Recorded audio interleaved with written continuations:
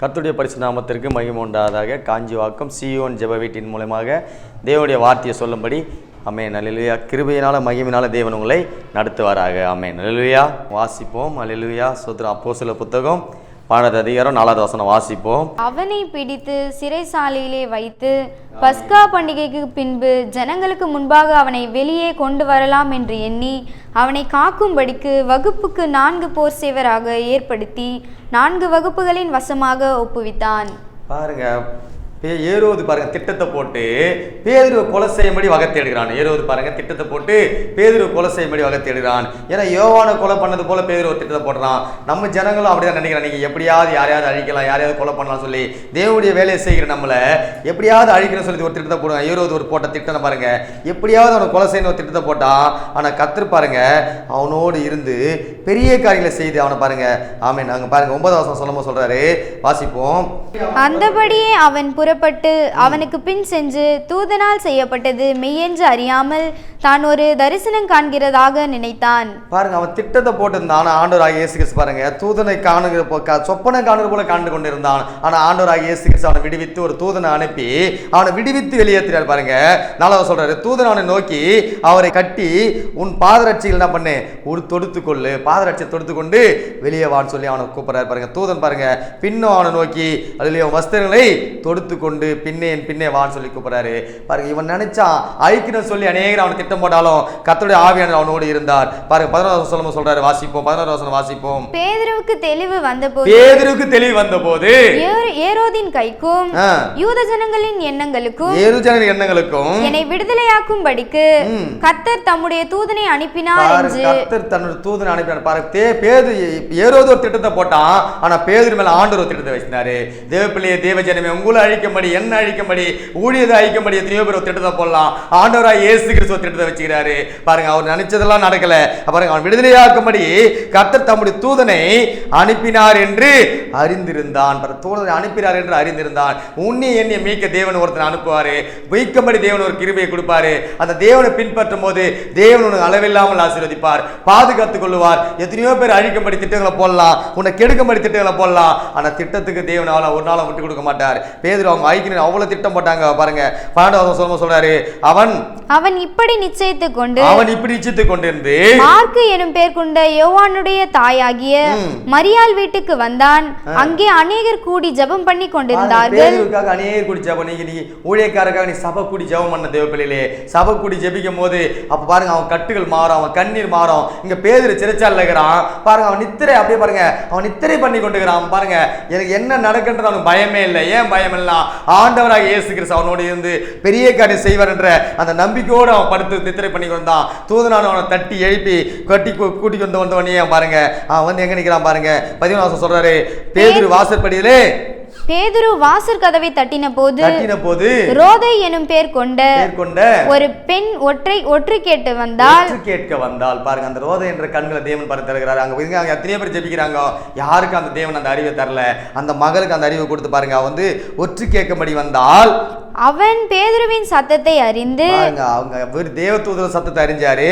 பாருங்க இங்க சொல்றாரு, அவள் பேதுருவின் சத்தத்தை அறிந்து சந்தோஷத்தினால் கதவை திறவாமல் உள்ளே ஓடி பேதுருவை வாசலின் முள்ளே நிற்கிறார் என்று அறிவித்தாள். பாருங்க உள்ளே ஓடி பேதுரு வாசல் நிற்கிறார் என்று அறிவித்தாள். அப்ப கட்டில் இருக்கிற கண்ணீர் இருக்கிற கவல் இருக்கிற வேதனை இருக்கிற உன் கண்ணீரையும் உன் கவலையை மாத்தனா சபையில் உள்ள எல்லா பிள்ளைகளை ஜெபிக்கும் போது ஒவ்வொரு ஊழியக்காரனை காப்பாற்றப்பட வேண்டிய பிள்ளைகளே, உனக்காக எனக்காக எத்தனையோ பேர் ஜெபிக்கிற பிள்ளைகளை ஏழுமனா தானிக்கு ஜெபிக்க முடியும், இன்னைக்கு எழும முடியும்.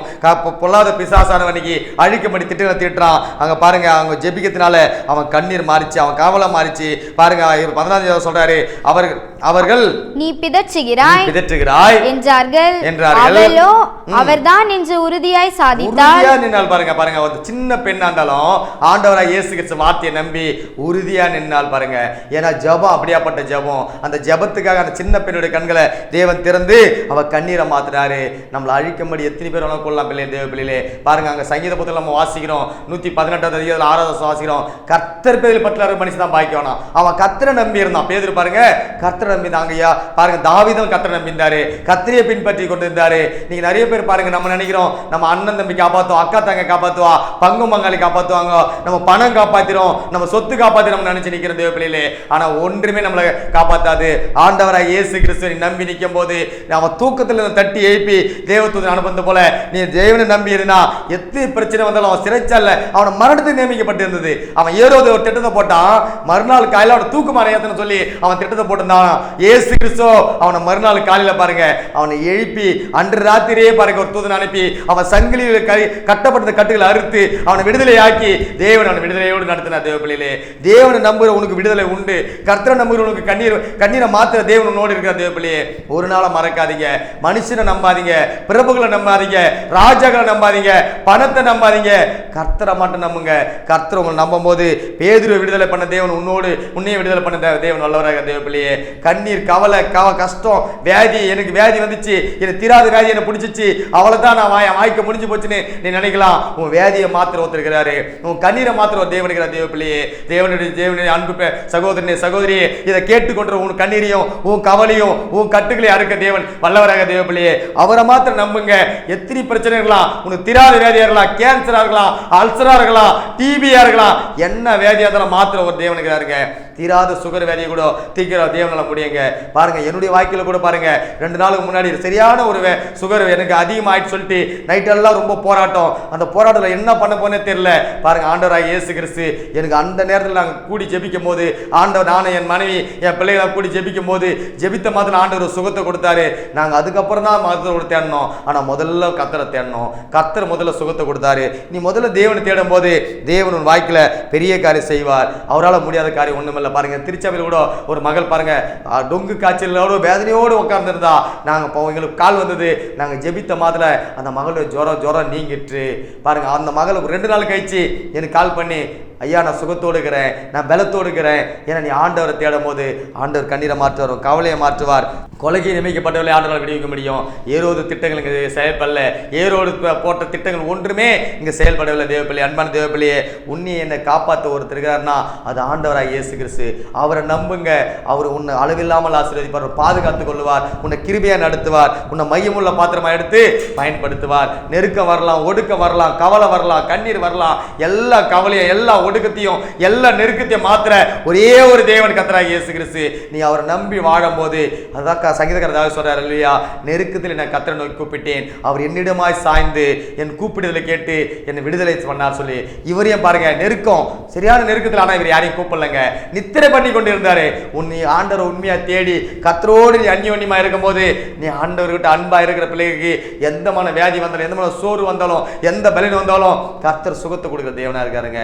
அந்த தேவனை நம்புவோம். தேவன் உங்களை அளவில்லாமல் ஆசீர்வதிப்பார், அளவில்லாமல் ஆசீர்வதிப்பாங்க. பாருங்க, 14 சொல்றாரு, பேதுரு பின்னும் தட்டி கொண்டிருந்தான்.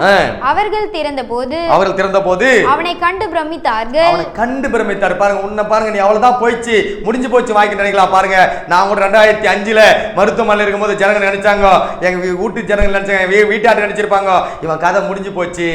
பாருங்க, மார்ஜூர்ல தான் எங்க போன எங்க இருக்குது, மார்ஜூர்ல இருக்குது, சாவல் தான் பாடி தான் வீட்டுக்கு நினைச்சாங்க. ஆண்டவராய் இயேசு கிறிஸ்து என்னுடைய சத்தத்தை கேட்டு, என் தாயோட ஜெபத்தை கேட்டு, எனக்காக ஜெபித்த ஊழியக்காரோட ஜெபத்தை கேட்டு தேவன் விடுதலையாக்கி இன்றைக்கு உங்க மத்தியில பேசும்படிக்கு இந்த ஜாயிட்டி வாயிலாக உங்களுக்கு வார்த்தையை சொல்லும்படி, சத்தியத்தை சொல்லும்படி தேவனை என்னை கொண்டு நிறுத்திக்கிறாருங்க. பாருங்க, 18 வருஷத்துக்கு மேல தேவன் கிருபையா நடத்தி 18-20 வருஷமா என்னை தேவன் சுகத்தோடு பலத்தோடு நடத்துகிறாரு. அந்த தேவனை நம்பதுனால தான் நீங்க சுகம். பாருங்க, பேதுரு பின்னும் தட்டி கொண்டு இருந்ததை பார்த்து பிரமித்து போனாலும் அவங்க. அப்போ நம்மளை பார்த்தோன்னே பிரமித்து போயிடுவாங்க, இவன் அவள் தான் முடிஞ்சு போச்சு, இவன் செத்து போயிடுவான், இவன் வாய்க்க முடிஞ்சு போயிடும், இவன் இனிமேல் ஏந்துக்க மாட்டான் சொல்லி அவங்க ஒரு திட்டத்தை போடுவாங்க, ஏறுவது போல. ஆனா பாருங்க, கர்த்தர் நம்ம மேல ஒரு திட்டத்தை வச்சிருப்பாரு, அவர் ஒரு நோக்கத்தை வச்சிருப்பார் நம்ம மேல. அல்லேலூயா. அந்த நோக்கம் உனக்கு எனக்கு தெரியாத போல, தேவப்பிள்ளையே, ஆண்டவருக்கு தெரியும் அந்த நோக்கம். பாருங்க, உன்னை தாயின் கருல உருவாக முன்னே உன்னை அறிந்து உன்னை பரிசுத்தப்படுத்தினவர் உன்னை எதற்காக அழைத்தாரோ ஒரு நாளும் விட மாட்டார். அல்லேலூயா. அந்த தேவன் சர்வ வல்லமையுள்ள தேவனுங்க, சாதாரண ஒரு தெய்வம் இல்லைங்க. ஆமென், ஆமென், அல்லேலூயா. அல்லேலூயா. பாதுகாத்து உன்னை கிருபையா நடத்துற தேவனுடைய பாருங்க 17 சொல்றாரு, அவர்கள் பேசாமல் இருக்கும்படி அவன் கை அமர்த்தி கர்த்தர் தன்னை காவலில் இருந்து விடுதலையாக்கின விதத்தை அவர்களுக்கு விவரித்து பாருங்க. கர்த்தர் அவனுக்கு காவல் இருந்து விடுவித்த பாருங்க விதத்தை அவங்களுக்கு விவரித்து சொல்றான். நீ நான் சுகம் பெற்ற சாட்சியா சொல்றேன் தேவ பிள்ளையே, உன் தேவன் உனக்கு எனக்கு ஒரு சுகத்தை கொடுத்திருப்பாரு. வேதில இருந்து, கண்ணீர்ல இருந்து, கவல்ல இருந்து, எத்தனையோ பிரச்சனைல இருந்து, எத்தனையோ பாடுகள் இருந்து நம்ம தேவன் நம்மளுக்கு சுகத்தை கொடுத்திருப்பாரு. அவன் எப்படி அவங்களுக்கு சாட்சி சொன்னானோ அதே போல் நீ நான் சாட்சியா நிக்கணும். சாட்சி உள்ள வாழ்க்கை வாழணும் தேவ பிள்ளையே. சாட்சியா நீ வாழும்போது தேவன் உன்னை என்னையும் அளவில்லாமல் ஆசீர்வதிக்க ரெடியாகிற. நம்ம எல்லாத்தையும் மறந்துட்டு என்ன பண்றோம் இன்னைக்கு? தேவனே மறந்துடுறோம், சுகம் கட்சவனே ஆண்டவரை மறந்துடுறோம், ஒரு பெருமை வந்தவனே ஆண்டவரை மறந்துடுறோம், பணம் கட்சவனே ஆண்டவரை மறந்துடுறோம், கர்த்தரா இயேசு கிறிஸ்துவை மறந்துட்டு நம்ம மனமோட போகல வாழ்ந்து கொண்டிருக்கிற இன்னைக்கு. ஆனால் பாருங்க, பேதுரு உண்மையாவே கர்த்தருக்காக வாழ்ந்த ஒரு மனிதன். தேவன் அவனை பாருங்க தூங்கிங்க கட்டுகளை அறுத்து எழுப்பி நடத்தின தேவன் நீங்க ஜீவன் ஓடுகிறார் தேவ பிள்ளையே. ஒரு நாளும் உன்னை என்னை தரகைய விட மாட்டாரு, ஒரு நாள் தலை கவர விட மாட்டாரு. மனுஷன் முகத்தை மட்டும் தான் பார்ப்பான். அந்த ஆண்டவராகிய இயேசு கிறிஸ்து அல்லேலூயா பாருங்க உன் இருதயத்தில் இருக்கிற எல்லாத்தையும் பார்த்து கொண்டு தான் இருப்பாரு. உன் இருதயத்தில் என்ன வேதனை இருந்தாலும், என்ன கண்ணீர் இருந்தாலும், எல்லா கவனம் இருந்தாலும் அதை துடைக்கிற வல்லவராகிறார் தேவ பிள்ளையே. அவர் நம்புங்க. அவர் நம்புற பிள்ளைகள் ஒரு நாள் வைக்கப்பட மாட்டார்கள். அவர் நம்பி வாழும்போது அவர் நம்பதுனால தான் நீ ஜீவனோடு இருக்கிறாரு.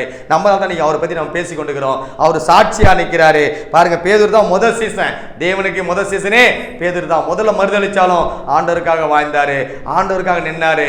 ஆண்டோடைய வார்த்தைக்காக நின்னது போல நீ நான் நம்ம முதல்ல மறுதளிச்சிடலாம், ஆண்டவரை நம்ம மறுதளிச்சு ஓடி இருக்கலாம். ஆனா ஆண்டவராகிய இயேசு கிறிஸ்து மேலே ஒரு நோக்கத்தை, ஏமாலே ஒரு நோக்கத்தை வச்சு பாருங்க. அந்த 12 சொல்றாரு, அப்பொழுது விடிந்த போது பேதுருவை குறித்து சேவகர்களுக்குள்ளே உண்டான கலக்கம் கொஞ்சமல்ல. பொய்து விடிஞ்சு போன அங்க இருந்த பாருங்க சிறைச்சாலை கலகம் பண்ணி கலங்கி போய் உட்காந்துக்கிறாங்க. அல்லேலூயா. பேதுருவை குறிச்சு, உன்னை குறிச்சு, என்ன குறிச்சு கலக்கம் பண்ண. ஐயோ இவன் வாய்க்க முடிஞ்சு போய் நினைச்சமே, இவன் எப்படி நம்மளை மிஸ் பண்ணி ஓட்டானு சொல்லி கலங்கி போயிருப்பாங்க. மருத்துவமனையில இருந்து ஆண்டவர் உன்னை படுக்க எடுத்துக்கொண்டு போனுவாரு, சுகத்தோடு நடத்துவாரு, கண்ணீரை மாற்றுவார். சிறைச்சாலை இருக்கலாம், சிறையில் இருக்கலாம், அவ்வளவுதான் என் வாய்க்க முடிஞ்சு போய் நினைக்கலாம். சரி, தூக்கு தண்டனை கைதியா இருக்கலாம், ஆயுள் தண்டனை கைதியா இருக்கலாம். நீ கர்த்தருக்காக மனம் திரும்பி பாவத்தை அறிக்கை செஞ்சு நீ சொல்லி பாரு, தேவன் உன்னை விடுவித்து நடத்துவார். அவன் ஒரு பாவம் பண்ணல. அவன் பாருங்க பேதுரு தேவனை பத்தி தான் பேசினாரு. தேவனை பத்தி பேசுறவனுக்காக நீங்க கொலை செய்யற கொலைப்பாதர் ஒண்ணுன்னா பாருங்க பாவிகளே எவ்வளவு தண்டனை இருக்குன்னு நினைச்சு பாருங்க. தேவ பிள்ளைகளே, அன்பான தேவ பிள்ளையை, கர்த்தருக்காக வாழுங்க. கர்த்தர் உங்களை அளவில்லாமல் ஆசீர்வதிக்க வல்லவரார். கர்த்தரன் சுதந்திரன்றார். தாவீது சொல்றாரு கர்த்தரன் சுதந்திரன்றார். அப்ப நீ கர்த்தரை சுதந்திரமாக கொள்ளணும். நிறைய பேர் நீங்க பங்கும் பங்காளி, அண்ணன் தம்பி பாருங்க, நம்ம எதனா நம்பி உட்காந்துருப்போம். அல்லேலூயா. கர்த்தர் தான் நம்ம பங்கும் பங்காளி. நம்ம அவர் தான் நம்ம ஜீவனோடு இருந்து நம்மளை கிருபையா நடத்த தேவனாகிறாரு. அந்த தேவனை மட்டும் பற்றி கொள்ளுங்க, அந்த தேவனை மட்டும் பற்றி கொள்ளுங்க. ஒரு நாளும் உங்களை கீழே விட மாட்டாருங்க. நம்ம நீங்க யாராவது ஆலோசனை கேட்கிறோம், யாரோட பேச்சு கேட்கிறோம், ஆனா ஆண்டோடைய வார்த்தை கொஞ்ச நாளோட கேட்க மாட்டோம். ஆண்டோடைய வசனத்தை கொஞ்சம் கூட கீழ்ப்படிய மாட்டோம். எத்தனை உபத்திரவங்கள் மத்தியில் எத்தனை வேதியிலிருந்து தூக்கி எடுத்தாருன்றதை மறந்து போயிடும் தேவ பிள்ளைகளே. பாருங்க, அந்த மருத்துவமனையில இருந்து கோமால இருந்தாங்க. நான் இந்த கோமால இருந்து என்ன மீட்டு எடுத்தாருங்க தேவன். பாருங்க, 2 கால் ரத்தம் வந்துச்சு. அவள் தான் மறிச்சு போன வாழ்க்கை. என் சொந்த பந்தெல்லாம் என்னை விட்டாச்சு. என் தாய் மட்டும் தான் என் கூட இருந்தாங்க. ஆனால் அந்த தேவனை என் கூட இருந்தாரு. எனக்கு தேவனை அறியாதவனா இருக்கலாம், ஆனால் என் தாயின் கரு தெரிஞ்சு ஒரு நாள் விடலை. என்னை மீட்டு எடுத்தார். எங்கேருந்து? மருத்துவமனையிலேருந்து. அதே போல் பேதுருவை சிறைச்சாலேருந்து மீட்டு எடுத்தாரு. நீங்களும் உங்கள் வாழ்க்கை சிறைச்சாலையில் கட்டப்பட்ட போல இருக்கலாம், வேதனையோடு நிற்கலாம். அந்த வேதனையை மாத்திர ஒருத்தர் இருக்கிறாருங்க. கண்ணீரை மாத்திர கர்த்தரை நம்புங்க. கர்த்தர் உங்கள் கண்ணீரை மாற்றுவார். உங்களுக்கு சுகத்தை தர தேவனாக இருக்கிறார். வல்லமை உள்ள தேவன் உங்களோடு இந்த பெரிய காரியம் செய்வார். அல்லேலூயா. பாருங்க, வாசிப்போம். இன்னொரு வசனம் 19 வாசிங்க. அவனை தேடி காணாம போன போது காவற்காரரை விசாரணை செய்து அவர்களை கொலை செய்யும்படி கட்டளையிட்டு பாருங்க, இவங்க வந்துட்டு உடனே யார போய் கொலை செய்ய போறான் பாருங்க. வேதனை பெருகிச்சவனுக்கு இவன் ஒரு திட்டத்தை போட்டு இவரை கொலை செய்யணும்னு ஐடியா பண்ணியிருந்தான். இப்ப பாருங்க, அவர் காணாத பொண்ணு அவனுக்கு எரிச்சல் ஆகி போய் இப்ப யார பாருங்க வேலைக்காரரை கொலை செய்யும்படி பண்ணிக்கிறான். கொலை செய்யும்படி பண்ணிக்கிறான். பாருங்க, யூத தேசத்தை விட்டு பாருங்க சசிரியா பட்டணத்திற்கு போய் அங்கே என்ன பண்ணாரு? வாசம் பண்ணி நான் பாருங்க கர்த்தர் அவனோடு இந்த பெரிய காரியம் செய்வார். தேவ பிள்ளையே, உன்னோடு என்னோடு இந்த பெரிய காரியம் செய்ய அந்த தேவன் வல்லவராகிறார். அவர் நம்புவோம். அவர் உங்களை அளவில்லாமல் ஆசீர்வதிப்பார். பாருங்க, 3 வாசிமால அது யூதருக்கு பிரியமாய் இருக்கிறது என்று அவன் கண்டு பேதுருவையும் பிடிக்க தொடர்ந்தான். அப்பொழுது புளிப்பில்லாத அப்ப பண்டிகை நாட்களா இருந்தது. பிடிச்சாங்க. அவ எப்படி பிடிச்சாங்கன்னா, எப்படி அப்ப யோவானை பிடிச்சு கொலை செய்தாலும் அதே போல இவரை பிடிச்சு கொலை செய்யணும்னு சொல்லி வகை தேடினாங்க. உன்னையும் நீ பிடிக்கிறதுக்கு பிசாசான எத்தனையோ திட்டங்களை போடலாம், எத்தனையோ வகைகளை தேடலாம். உனக்கு கர்த்தருடைய ஆவியானவர் உன்னோடு இருந்து உனக்கு தெளிவு வந்த போது நீ கர்த்தரை மாத்திரம் நம்பிக்கொண்டு கர்த்தரையே நம்பி வாழும் போது ஆண்டவர் உங்களை அளவில்லாமல் ஆசீர்வதிப்பார். தேவ பிள்ளைகளே, பாதுகாத்துக் கொள்வார். கர்த்தர் கிருபையா இருந்தவை நடத்துவார். இதை கேட்ட ஒவ்வொரு தேவ பிள்ளைகளும் தேவன் அளவில்லாமல் ஆசீர்வதிப்பார். கேட்டுக்கொண்டுகிற தேவன் அறியாத முடியாத ஜனங்களுக்கு தேவன் சுகத்தை கொடுத்து பலத்தை கொடுத்து பாதுகாத்துக் கொள்வார். அந்த தேவன் மரண பரியந்தம் முடிவு நடத்துவார். உனக்கு கிருபையும் சமாதானமும் இரக்கமும் உங்களோடு பெரிய கரை செய்வதாக. நம்ம ஜெபிப்பது முடிப்போம். சோத்திரம் ஆண்டவரே, உடைய சமாதானம், உடைய கிருபை, உடைய வல்லமை வெளிப்பட்ட ஆண்டவரே பாதுகாத்துக் கொள்ளுங்கப்பா. கிருபையா நடத்துங்கப்பா. தகப்பனை பேதுருக்கு ஒரு விடுதலை கொடுத்தது போல, தகப்பனை என் வாழ்க்கையில் எனக்கு ஒரு விடுதலை கொடுத்தது போல, இதை கேட்டுக்கொண்டு பார்த்து கொண்டு ஒவ்வொரு சகோதரனுக்கும் ஒவ்வொரு சகோதரிக்கும் ஒரு விடுதலையும் கிருபையும் கொடுத்து வழி நடத்துங்கப்பா. சமாதானம் நடத்துங்கப்பா. மீட்பரும் இரட்சகரும் இயேசு மூலம் ஜெபம் கேட்கிற நல்ல ஜீவன் பிதாவே, ஆமென்.